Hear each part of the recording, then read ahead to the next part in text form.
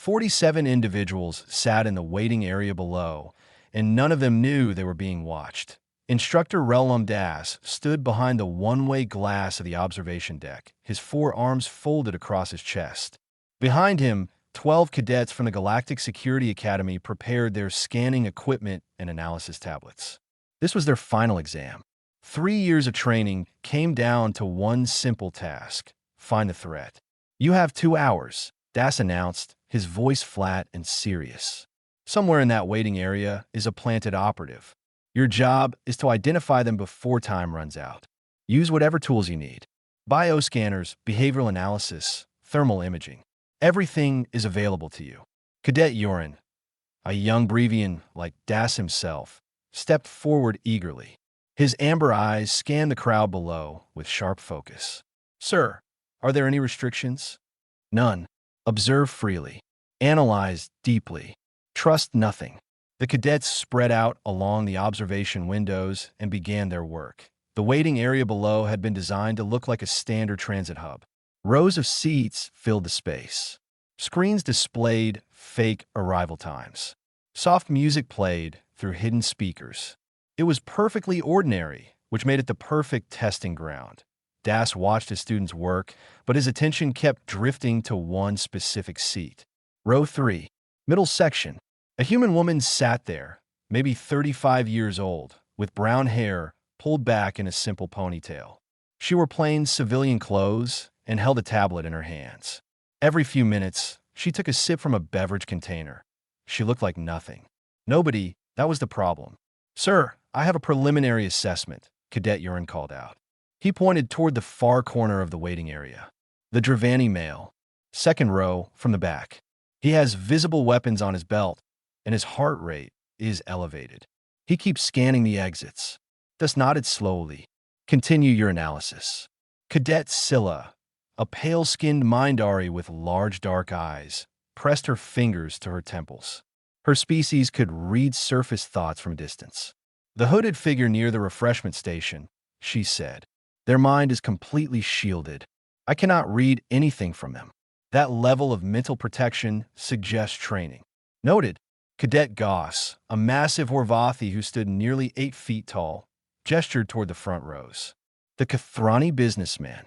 He is sweating heavily and keeps touching his bag. Classic nervous behavior. He could be carrying something." One by one, the cadets identified their suspects.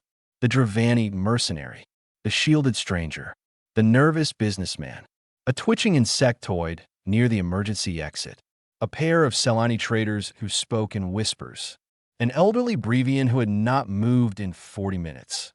Nobody mentioned row 3. Das let an hour pass before he spoke again. "Has anyone analyzed the human female?" Row 3, middle section.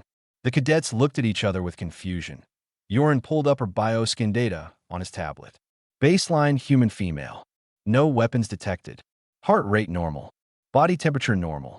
She appears to be reading entertainment content on her device. He shrugged his upper shoulders. "Threat level negligible, sir." Scylla nodded in agreement. "I attempted to scan her thoughts, but human minds are difficult. They are noisy and chaotic, like trying to listen to one voice in a crowded room. I detected no harmful intent, just scattered thinking about food and personal matters." "She is small," Goss added. "No natural weapons. No armor. Humans are not physically threatening compared to most species." Das said nothing. He simply turned back to the window.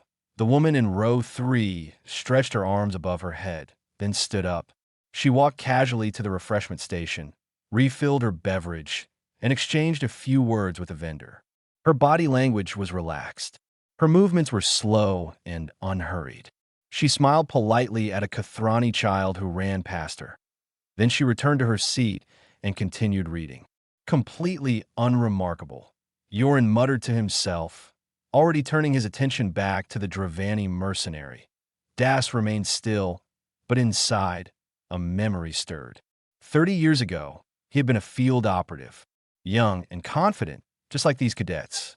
He had tracked a weapons smuggling ring to a dead moon on the edge of Federation space. His team had been captured. They were scheduled for execution. Not a single human infiltrator had saved them all. Her name was Carol Briggs. She had killed 14 armed guards without firing a weapon. She used pipes, wires, environmental controls, and her own bare hands. Das had watched her move through that facility like death itself. And through it all, her expression never changed. She had worn the same calm face that the woman in row 3 wore now. Das walked to his private terminal and entered his security codes. He pulled up the woman's file. Name: Annie Reeves. Occupation: listed as civilian consultant. Security clearance: Obsidian. He stared at the screen. Obsidian clearance. He had served the Federation for 30 years and never encountered that classification level. It was above anything he had access to. Her file contained nothing else. No history, no assignments, no records, just a name and a clearance that should not exist. Down below, Annie Reeves turned a page on her tablet. For just a moment, her eyes lifted from the screen and looked directly at the observation window. Directly at Das. She smiled slightly. Then she returned to her reading as if nothing had happened. Das felt something cold run through his body. He looked at his cadets, still focused on their obvious targets. They had no idea what sat among them.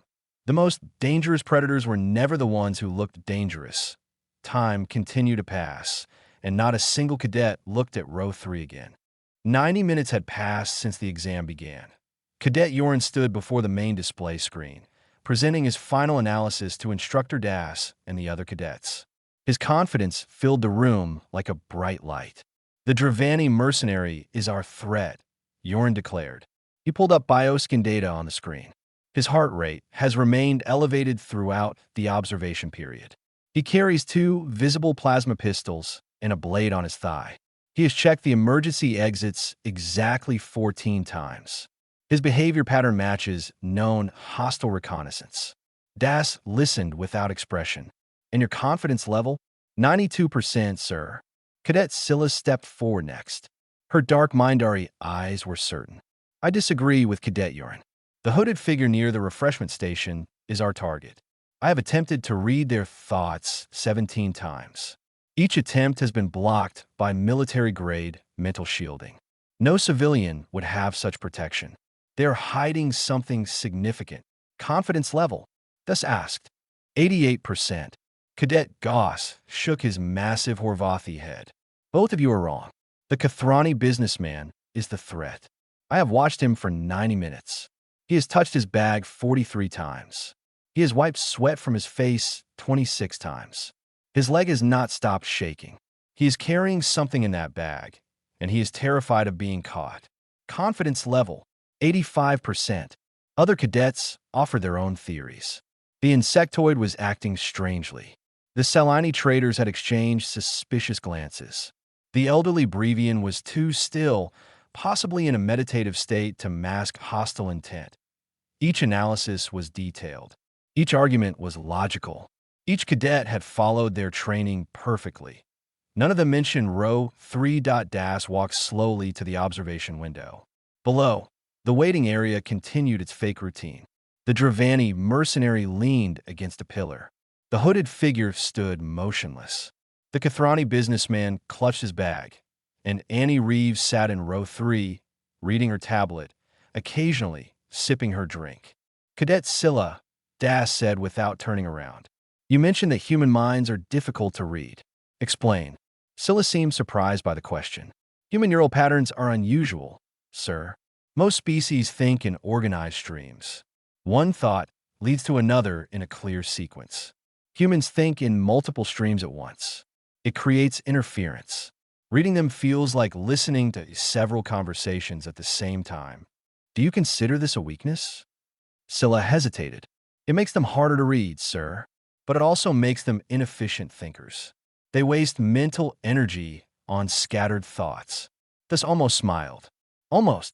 What do you know about human history, cadet?" The question confused the entire room. Yoren answered first. "They joined the Federation 40 years ago, sir. They come from a planet called Earth. A rocky world with one moon. They're physically unremarkable. No natural weapons, no special abilities, no telepathy. They are considered a minor species." "A minor species," Das repeated softly. And yet the Federation Security Council voted 7-2 against their admission. Do you know why? Silence filled the observation deck. Das turned to face his students. Early contact teams reported that humans were disturbing. Not aggressive, not hostile, just disturbing. During the first diplomatic meeting, a human female casually mentioned that she had already identified the best defensible position in the room and mapped 3 escape routes. She thought she was being polite, making conversation. The cadets exchanged uncertain glances. Humans come from what we classify as a death world, Das continued. Their planet has extreme temperature variations, aggressive predators, poisonous plants, natural disasters, and a star that causes cellular damage if they stand under it too long. They evolved not through strength or speed, but through pattern recognition, through constant threat assessment, through preparation. He pointed at the window. That woman in row 3 has been in that seat for 90 minutes. In that time, she has identified every exit. She knows exactly how many steps it would take to reach each one. She has noted which individuals move slowly and which move quickly. She has already decided what objects nearby could be used as weapons. She has calculated how long it would take security to respond to an incident. Cadet Goss shifted uncomfortably. How can you know that, sir? Because every human does it. Constantly. Without effort. It is not training. It is instinct. Those scattered thoughts that Cadet Scylla detected are not inefficiency. They are parallel processing. A human can hold a pleasant conversation while simultaneously running threat scenarios in the background of their mind. Yorin looked down at his tablet, but her bioscans show nothing unusual. No elevated heart rate, no stress indicators, no signs of hostile intent. Humans can control their biological responses, Das said. They can slow their heartbeat through breathing techniques. They can suppress sweating through mental focus. They can lie without any physical tells. They evolved to hide from predators that could smell fear. The room went quiet. Down below, Annie Reeves stood up again. She walked to a waste receptacle and threw away her empty cup. She stretched her back. She looked around the waiting area with casual, bored interest. Then her eyes found the observation window again. She held the gaze for exactly 2 seconds before returning to her seat. She knows we are watching, Scylla whispered. She knew from the moment she sat down. Das replied. She has known exactly where every camera and sensor is located since she entered this facility. And yet she has not changed her behavior once. Because she does not need to. The timer on the wall showed 15 minutes remaining. The cadets were no longer looking at the mercenary or the hooded figure or the nervous businessman. They were all staring at row 3, but Das knew it was already too late. 30 years fell away like dust. Das remembered the cold.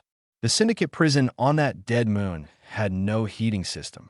Prisoners were kept alive just long enough to be useful, then discarded. His team of 6 had been captured during a failed raid on a weapons facility. They were scheduled for execution at dawn. That he remembered the cell. Gray walls, dim lighting, the smell of fear from his teammates. They had tried everything. Picking the lock, breaking the hinges, calling for help on frequencies that no one would hear. Nothing worked. Then the lights went out. Das had thought it was the end. He prepared himself for death. But instead of guards coming to kill them, he heard something else. Footsteps, soft and steady. Moving through the corridor outside their cell, a figure appeared at the door. Human. Female. Average height. Brown hair tied back. She wore no armor. She carried no visible weapons. Her expression was completely calm. Stay quiet, she said. Follow me. Do exactly what I say. Her name was Carol Briggs. She had been sent alone to extract them. Das had thought it was a joke. One human against a facility with 40 armed guards. But Carol did not wait for questions.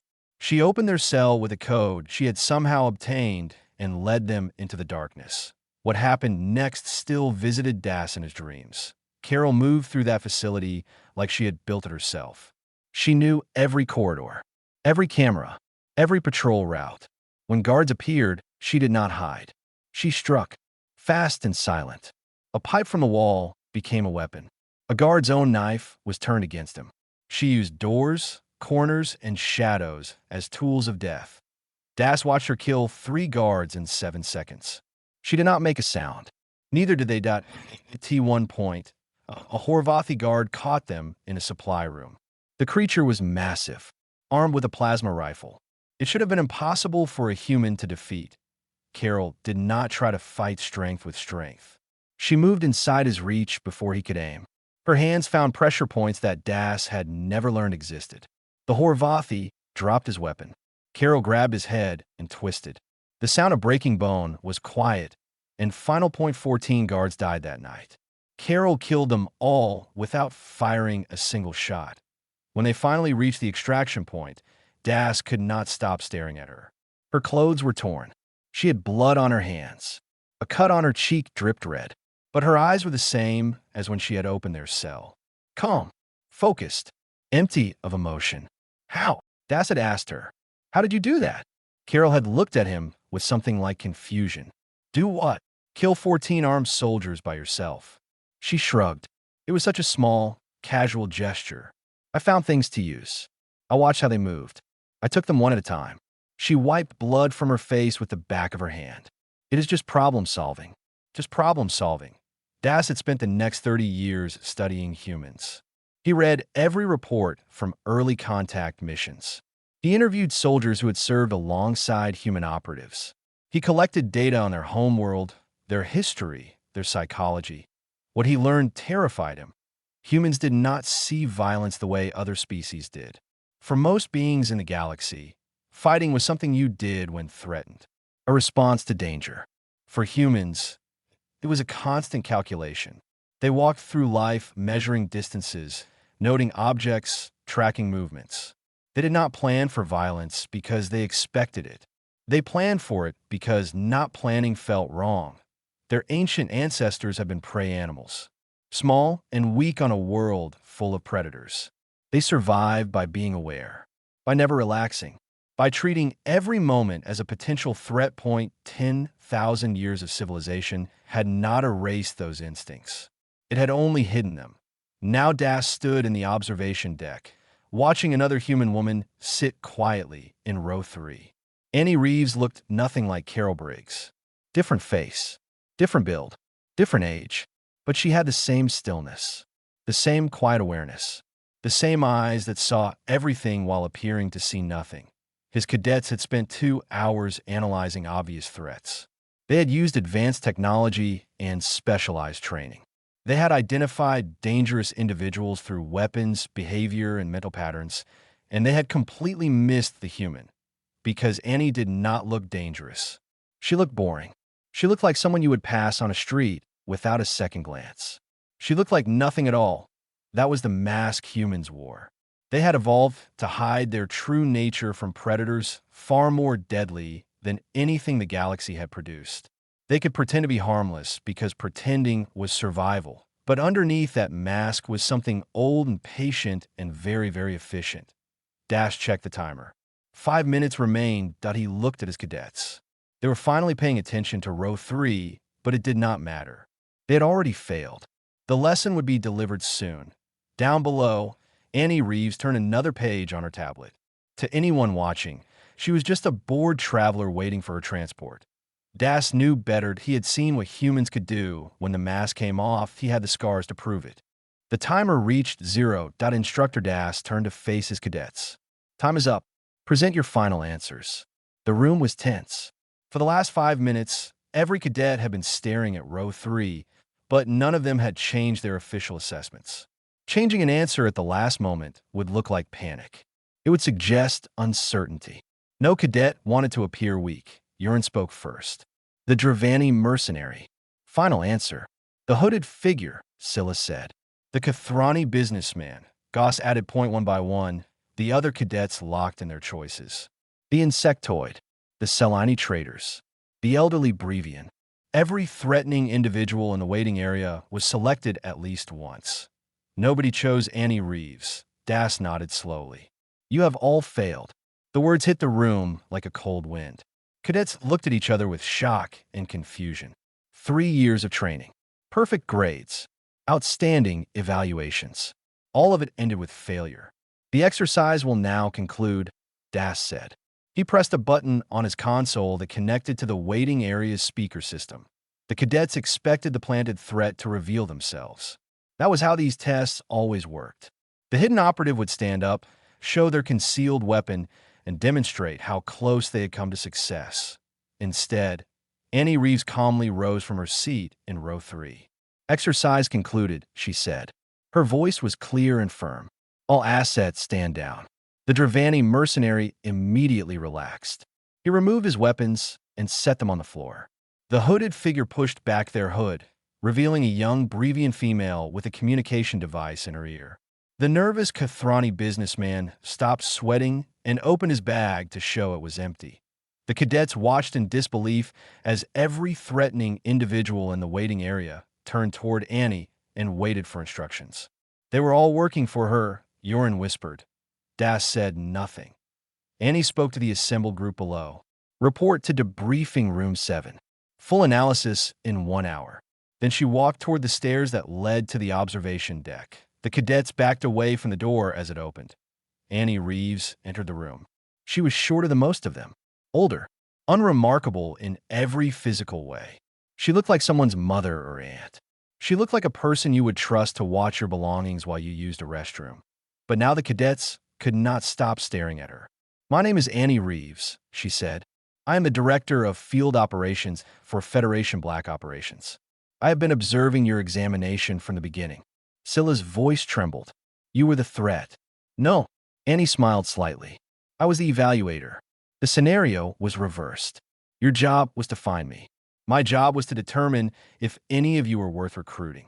She walked slowly along the observation windows, looking down at the empty waiting area below. Her movements were casual, unhurried. But every cadet noticed how she positioned herself. Never with her back to the door. Never too close to anyone. Always near objects that could be used as tools. "You look for threats the way your species have always recognized them," Annie said. "Weapons, size, aggression, shielded minds, nervous behavior. These are valid indicators. But they are not the only indicators." She turned to face them. "I identified 17 ways to eliminate everyone in that waiting area using objects within arm's reach. I mapped every exit within the first 30 seconds. I timed every patrol and calculated security response windows. I profiled each of your observation patterns through the glass." Cadet Goss shifted uncomfortably. "While reading your tablet, I was reading recipes for banana bread," Annie said. "Humans can multitask." The room was silent. "Your scans showed nothing because I wanted them to show nothing. Your telepathy found only noise because that is what human minds produce. Your behavioral analysis found no threat indicators because I produced none." She paused. "I've spent 30 years learning to be invisible. It is not deception. It is survival." She looked at Das. Something passed between them. Recognition. Understanding. "You remembered," she said quietly. "Carol sends her regards." Das inclined his head. "She taught me everything I know about humans. She taught all of us." Annie turned back to the cadets. "Carol Briggs was my instructor when I joined the service. She showed me that the greatest weapon a human possesses is not strength or speed or technology. It is the ability to be dismissed, to be ignored, to be nothing." Yoren found his voice. "Why are you telling us this?" "Because you need to understand what you missed. The Federation faces threats from species who use the same techniques. Infiltrators, assassins, agents who hide in plain sight. If you cannot see a human doing it, you cannot see anyone doing it." She walked to the center of the room and stood perfectly still. For a moment, she let the mask drop. The pleasant expression faded. Her eyes became hard and focused. Her body shifted into a posture that radiated controlled danger. The cadets felt it immediately. Something old and predatory looking at them from behind a human face. Then Annie smiled, and the mask returned. She was just a tired, middle-aged woman again. Harmless. Forgettable. "That is what you missed," she said. "That is why you failed." She looked at each cadet in turn. "But your education is not finished. There is one more test." Annie asked each cadet to approach her one at a time. "Walk toward me as you normally would," she instructed. "Stop when you feel comfortable. Cadet Yorin went first. He walked with the confidence of someone who had trained for years in combat assessment. He stopped about 2 meters away. "Look at my hands," Annie said. Yorin looked. Her hands hung loosely at her sides. Relaxed, unthreatening. "My left hand is 4 inches from a stylus on that console. The stylus can penetrate a Brevian eye socket with enough force. My right hand is 6 inches from the edge of this tablet. The edge is thin enough to crush a windpipe." Annie had not moved. Her voice remained calm and pleasant. "I identified these positions before you took your first step." Yorin stepped back quickly. "I'm not trying to scare you," Annie said. "I'm showing you how humans think. We do this constantly. With everyone.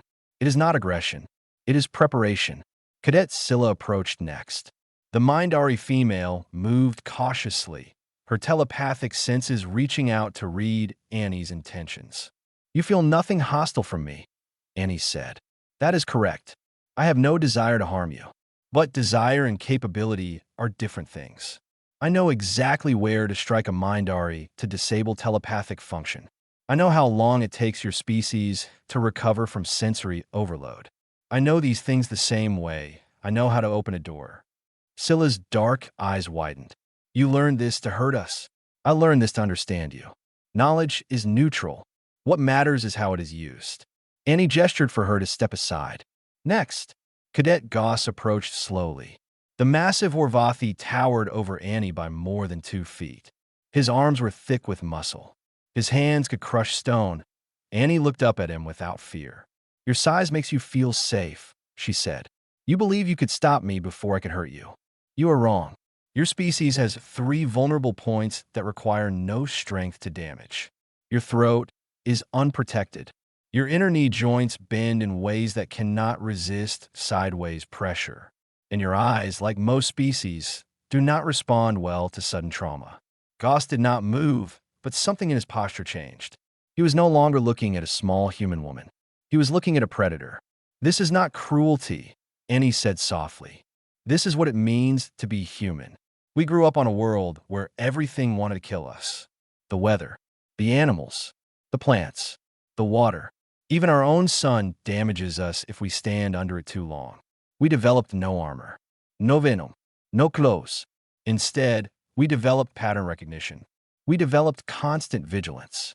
We developed the ability to find weakness in anything." She turned to address all the cadets. "Every human you will ever meet has already decided how they would fight you. It happens automatically. Within seconds of meeting someone, we have identified their vulnerable points, mapped escape routes, and calculated threat responses. We do not think about it.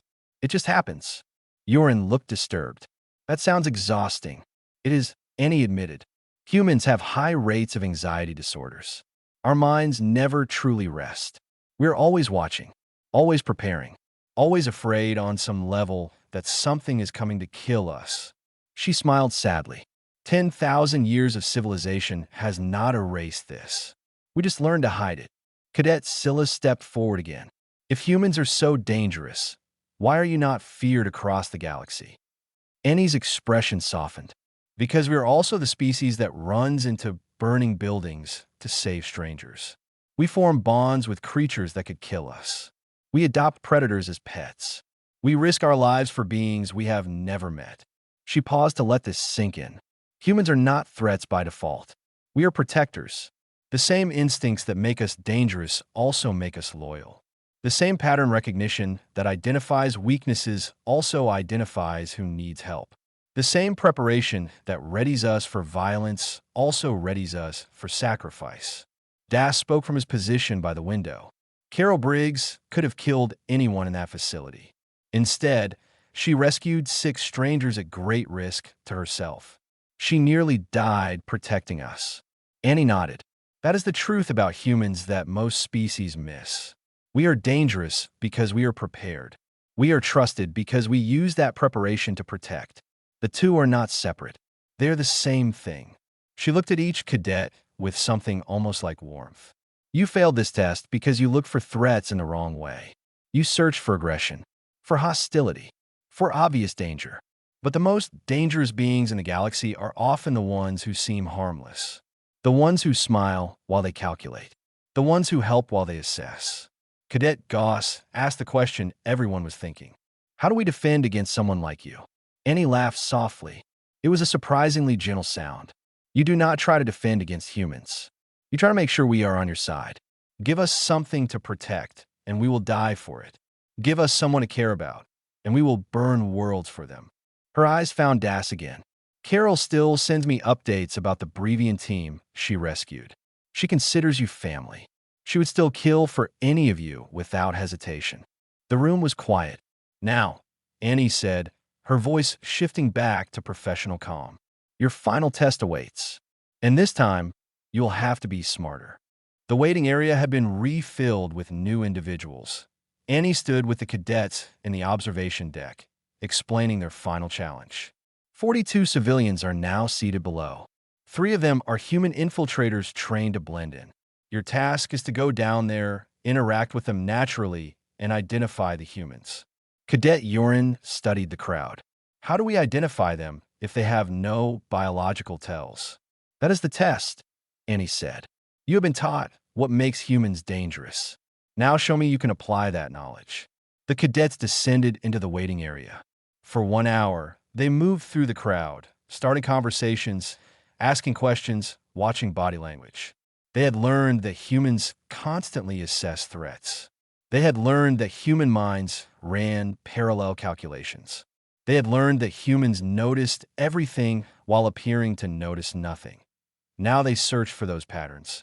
Yorin focused on a quiet Selini male in the corner. The individual seemed calm, but his eyes moved constantly. He tracked every person who walked past him. He sat with his back to the wall, facing the exits. Scylla approached a middle-aged Brevian female reading a tablet. The woman smiled pleasantly, but Scylla noticed something odd. When a child ran past, the woman's hand twitched slightly toward a heavy object on the table beside her.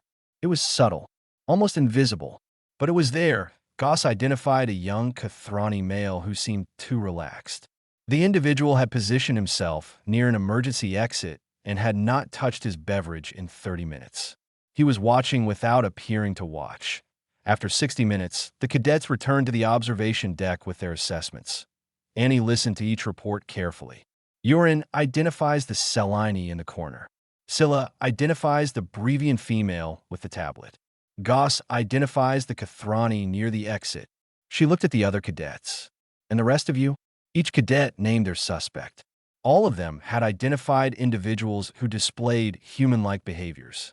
Constant awareness, subtle positioning, hidden vigilance. Annie nodded slowly. Interesting choices. All of you found individuals who matched the patterns I described. Yorin felt a spark of hope. Did we pass? No. The word fell like a stone. There were no human infiltrators in that waiting area. The cadets stared at her in disbelief. Annie continued calmly. The individuals you identified were aliens who had been trained to mimic human behavior patterns. They were actors, plants, designed to see if you would fall into a new trap. Scylla's face went pale. We became too focused on finding humans. Exactly. Annie walked to the observation window. The first test taught you what to look for. This test taught you not to become obsessed with one threat while ignoring others. The Selini that Yorin identified was an actor, but there was a real smuggler in row 7 that nobody noticed because everyone was hunting for humans. Goss lowered his head. We overcorrected. You overcorrected, Annie agreed. The most dangerous thing in the galaxy is not a species. It is assumption. First, you assumed humans were harmless because we looked harmless. Then you assumed everyone acting like a human must be dangerous. Both assumptions are wrong. She turned to face them. True threat assessment requires balance. You must consider all possibilities without becoming fixated on any single one. You must use knowledge without becoming slaves to it. The step forward. Did anyone pass? Annie was quiet for a moment. One cadet came close. Everyone looked at each other. Cadet Yorin. Annie met the young Brevian's eyes. You were the only one who admitted to me that you could not reliably identify a human through interaction alone. Instead of guessing, you profiled for behavior regardless of species. You found someone suspicious who happened to be an actor, but your methodology was sound. Yoren did not look triumphant. He looked humbled. You will receive additional training, Annie said. The rest of you must retake this course. I suggest you remember what you learned today. An hour later, Annie walked through the shuttle bay with Das at her side. The station hummed quietly around them. Her work here was complete. Carol retired 2 years ago, Annie said as they walked. She has 3 grandchildren now. She teaches them to fish and tells them stories about the stars. Das smiled slightly. Does she still maintain situational awareness at family dinners? Always. She knows exactly how far each grandchild is from the nearest exit at all times. Old habits die hard. Annie stopped at her shuttle. She speaks highly of you, Relum. She says you were the bravest Brevian she ever met. She saved my life. I owe her everything. Then do what she would do. Train these cadets properly. Help them see what they are missing. Annie shook his hand firmly. The galaxy needs people who can spot real threats without creating false ones. She boarded her shuttle. A young Brevian porter helped carry her single bag. Traveling for business? He asked politely. Annie smiled warmly. Just visiting old friends. The shuttle lifted off and disappeared into the darkness between stars. The porter returned to his duties. He would never know that he had just stood next to the most dangerous person he would ever meet. He would never know that she had identified 3 escape routes, 2 potential weapons, and his exact response time within 10 seconds of meeting him. She had been very pleasant. That was the point. The most dangerous humans always were.